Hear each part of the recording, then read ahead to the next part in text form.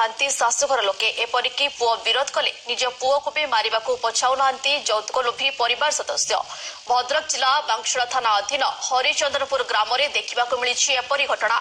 खबर अनुसार उक्त गाँव सुरेन्द्रनाथ और विवाहित झील आज को दीर्घ मास धरी बहु लिपिनाथ को यौतुक और शारीरिक निर्यातना दे आसुवा अभियोग होईछि।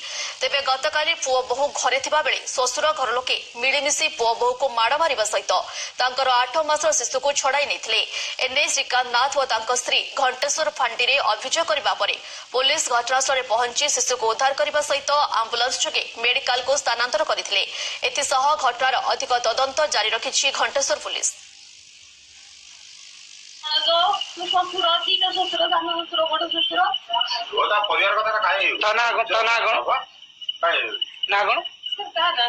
ससुर सासू सासू ना सत्य माने तो ससुर ना पुरो ना तो मसानो ससुर ना तीरे ना तो कहीं माइले कहीं नंद ना और ना तो माइले कहीं से मारू दे तू मते रॉकी वाजो कहि तो नाटी कोते तू तो आपको किछि आड़ी ना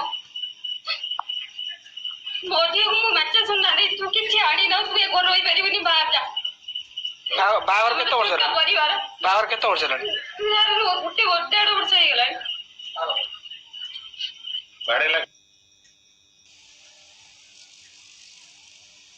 सेपरी यौतुक जुईरे जलिगले